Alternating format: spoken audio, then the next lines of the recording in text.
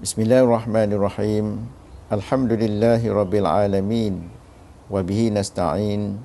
Wassalatu wassalamu ala Rasulillah wa ala alihi wa sahbihi wa man tabi'ahum bi ihsanin ila yaumiddin. Amma ba'd. Qala Allah Ta'ala fi kitabil azim.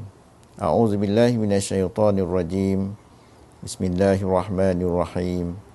Syahrul Ramadan allazi unzila fihi al-Qur'an hudan lin-nasi wa bayyinatin minal huda wal furqan. Wa qala Allah Ta'ala Bismillahirrahmanirrahim. Wal 'asr innal insana lafi khusr illa allazina amanu wa 'amilus solihat wa tawasaw bil haqqi wa tawasaw bis sabr. Sidang penonton yang dimuliakan, alhamdulillah, segala puji dan syukur kita panjatkan kehadrat Allah Subhanahu Wa Taala yang masih lagi memanjangkan usia kita untuk sama-sama kita berada di dalam satu bulan Ramadan, Ramadan Al-Mubarak, bulan yang penuh dengan keberkatan. Satu bulan yang dinanti-nantikan oleh orang-orang yang beriman dan bertakwa. Sehingga kan apabila datangnya bulan Rajab, maka mereka berdoa, Allahumma barik lana fi Rajab wa Sya'ban wa ballighna Ramadan. Ketika sampainya bulan Sya'ban, mereka terus berdoa, Allahumma barik lana fi Sya'ban wa ballighna Ramadan. Dan bila tiba kepada bulan Ramadan, mereka menyambutnya dengan penuh kesyukuran pada Allah SWT kerana dapat bertemu lagi dalam satu bulan yang penuh dengan keberkatan daripada Allah Subhanahu Wa Taala. Dalam masa yang sama, ada dalam kalangan orang-orang beriman dan bertakwa, dalam kalangan sahabat-sahabat kita, saudara-saudara kita yang telah kembali kepada Allah SWT tanpa sempat melalui Ramadan pada tahun ini. Jadi marilah sama-sama kita bersyukur kepada Allah SWT dan kita melaksanakan tugas dan tanggungjawab kita untuk mendekatkan diri kepada Allah SWT. Menjadikan bulan Ramadan ini bulan tarbiyah kepada diri kita sendiri, keluarga, masyarakat dan negara kita. Pada hari ini, saya ingin berkongsikan beberapa perkara, khususnya kepada diri saya sendiri, sahabat-sahabat, anak-anak sekalian, dan seterusnya para penonton. Apabila tibanya Ramadan, seperti mana tadi, golongan orang-orang beriman dan bertakwa merasa gembira dengan kedatangan Ramadan itu. Namun, ada juga dalam kalangan manusia yang apabila Ramadan datang, mereka mendapat kerugian. Jadi marilah kita sama-sama meneliti apakah kita termasuk dalam golongan orang-orang yang rugi ini. Golongan yang pertama adalah mereka yang telah mendatangi Ramadan dan telah diberikan kesempatan untuk melalui Ramadan hinggalah ke akhirnya, namun membiarkan hari-hari Ramadannya berlalu tanpa melaksanakan amal-amal yang berikan manfaat kepada dirinya.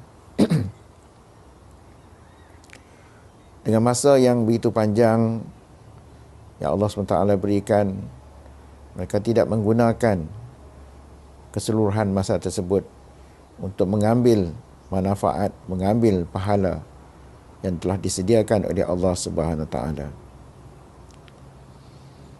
Kita sedar dan faham bahawa bulan Ramadan ini ada dua perkara yang sangat sinonim, iaitu Al-Quran dan sedekah. Tentang Al-Quran, kita ketahui bahawa Al-Quran itu telah disampaikan, diturunkan daripada Allah SWT kepada Nabi Muhammad SAW melalui perantaraan makhluk yang mulia, iaitu Jibril alaihissalam. Dan disampaikan kepada manusia yang mulia yang dikasihi oleh Allah SWT, iaitu Nabi Muhammad SAW. Dan barang siapa yang membaca Al-Quran, mengikut panduan Al-Quran, mereka juga mendapat kemuliaan di sisi Allah Ta'ala. Kesimpulannya bahawa orang yang dekat dengan Al-Quran, maka mereka sentiasa mendapat kemuliaan daripada Allah SWT. Dan amalan yang kedua adalah bersedekah. Di peluang dan ruang yang diberikan sepanjang Ramadan ini, kita gunakan untuk melaksanakan sedekah ini, walaupun dalam jumlah yang sedikit, walaupun sekadar sebiji kurma, walaupun sekadar RM1, tetapi biarlah berterusan. Mudah-mudahan ganjarannya akan dilipat kali gandakan oleh Allah SWT. Dan Nabi SAW telah menunjukkan contoh apabila tibanya Ramadan, sedekah baginda lebih laju, lebih cepat, digambarkan seperti angin yang berlalu berbanding dengan bulan-bulan yang lain. Golongan yang kedua adalah mereka yang menunggu-nunggu waktu untuk berbuka tanpa mengambil kesempatan untuk berdoa dan bermunajat kepada Allah SWT. Jadi ini ada satu masa di antara masa yang mustajab doa, iaitu sebelum berbuka. Jadi mulai hari ini dan hari-hari berikutnya, kita gunakanlah sedikit masa untuk berdoa kepada Allah SWT sebelum kita menjamah makanan yang disediakan untuk berbuka. Golongan yang ketiga adalah mereka yang bangun untuk bersahur semata-mata tanpa beramal dan mendirikan solat sekurang-kurangnya 2 rakaat.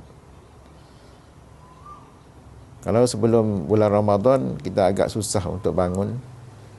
Tapi apabila adanya bulan Ramadan, kita bangun sahur, dan masa yang ada itu boleh kita gunakan untuk melakukan solat sekurang-kurangnya 2 rakaat. Golongan yang keempat adalah mereka yang dikurniakan Allah Ta'ala nikmat, yang memiliki masa lapang yang panjang untuk membaca dan mempelajari Al-Quran, tetapi membiarkan dirinya jauh daripada Al-Quran.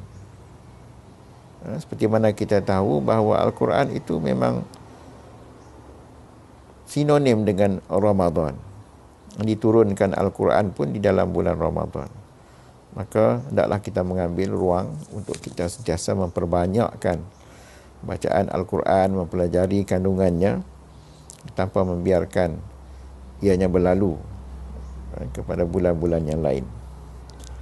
Golongan yang seterusnya adalah mereka yang menghadiri majlis-majlis ilmu dan memahami agama, tetapi kekal dalam bermusuh-musuhan, kekal di dalam kebencian, dan memutuskan silaturahim sesama Muslim. Mungkin agak pelik orang yang membaca Al-Quran tetapi bermusuh-musuhan. Tetapi tidak pelik, oleh kerana perkara itu sudah biasa berlaku dalam masyarakat. Jadi hendaklah kita hindari perbuatan seperti ini. Golongan yang seterusnya adalah mereka yang mengetahui bahawa Ramadan adalah bulan maghfirah, bulan keampunan, tetapi tidak mengambil kesempatan untuk memohon keampunan daripada Allah SWT. Tidak menggunakan masa-masa yang ada, baik siang ataupun malam, ataupun semasa menunggu waktu sahur, untuk berdoa kepada Allah SWT, memohon keampunan daripada Allah SWT. Jadi marilah sama-sama kita meneruskan bulan puasa ini, bulan Ramadan ini, dengan amal-amal yang berikan manfaat, dapat pahala yang berlipat kali ganda dan mendekatkan diri kita pada Allah SWT. Yang akhirnya, seperti ayat yang dibacakan tadi, la'allakum tattaqun, mudah-mudahan kita semua termasuk dalam golongan orang-orang yang mendapat nikmat ketakwaan kepadanya. Cukup untuk pengisian ataupun tazkirah pada hari ini. Mudah-mudahan ada manfaat kepada diri saya sendiri dan kepada tuan-tuan, puan-puan dan anak-anak sekalian. Wabillahi taufiq wal hidayah. Wassalamualaikum warahmatullahi wabarakatuh. Selamat meneruskan Ramadan al-Mubarak.